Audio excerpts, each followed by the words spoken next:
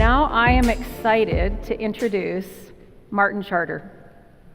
Martin is the director for the Centre for Sustainable Design, the University for Creative Arts in the UK, where he's a professor of innovation and sustainability. He's been intimately involved in the development of the new British Standards Institute Circular Economy Standard, and he's soon going to be releasing a book on circular economy business innovation. So as you can see, Martin is very well positioned to speak to us on this topic. So Martin, please come up. The stage is yours. Help me welcome Martin. So before we bring up our next speakers, we're just going to give the audience a quick chance to have a couple of questions. But what I wanted to ask you is, we always struggle with the idea of explaining circular economy to businesses, and because this is your area, I just wonder if you can comment on if there's particular parts that that businesses grab onto in terms of circular economy, particular concepts that you think they're very quick to embrace, and if you can just talk about, how businesses are embracing this concept generally. I always test it by talking to SMEs, and always one thing you always had was don't talk about sustainability, talk about business. So firstly, make it a business discussion. Secondly is, conceptually, people get circular economy. It's the implementation, it's the challenge. Okay. So my experiences start small, as I was highlighting there. Look at a specific product, look at a specific process, and develop a small team, maybe identify somebody to manage that, and just start by exploring the issues. What you'll find is issues to do with language internally in organizations, but you use circular economy. I did it in our organization as one of the pilots, and we got the head of estates involved, the head of catering, and when we used things like systems thinking, the hard-nosed head of estates quickly skipped over that because he thought it was theory. Okay. So be it very practical.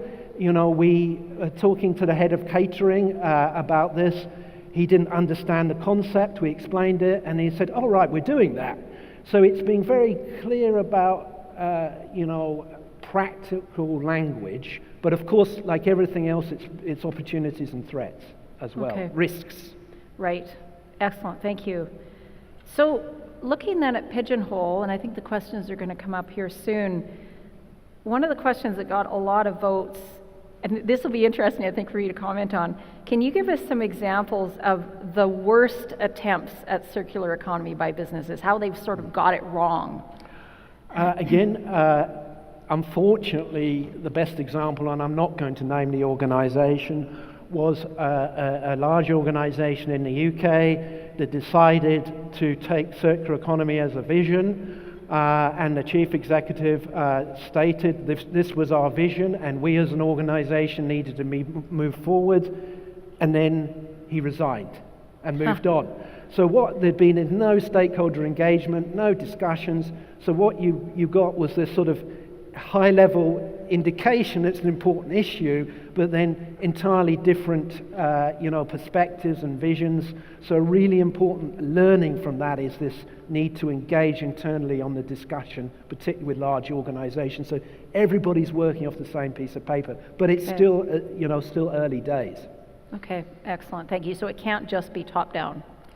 No, it goes back down to my point that I rushed over a bit towards the end about what I'm seeing as this grassroots change going on, maker spaces, hacker spaces, repair cafes, this social innovation side. So it's very important to involve people, because also if we're going to transition, as you rightfully said in this, it's about retraining, re-education. It's also about involving, universities in this, and often disassembling certain concepts that people have. Okay, excellent, thank you. Another question, what about how does reduced consumption fit into this? And whether, because we need to really somehow market that, so it needs to be embraced by businesses, but then also needs to be marketed, especially to the younger generation. Can you comment on the consumption reduction piece? There's about 2 or 3 points in your question there. Sorry. So I know there's one point there that we also share a common interest. Is this idea of the millennials on the one hand being more worldly, traveling more, being more interested in sustainability, but then engaging in fast, fashion, fast electronics, fast everything. So on the one hand, they're able to manage this dichotomy in a way that perhaps we over 50s don't quite get. Right. Now, I don't know what that means going 5 or 10 years into the future when the digital natives are in power. But what we're also seeing is a number of new companies starting to emerge, those disruptive innovators, where the younger generation wants a good business, but sustainability and sometimes circular economy is part of the DNA. So they're seeing it as interlinked. I can't remember the first part of your question. Actually, I think you pretty much nailed it, so that's great. Thank you.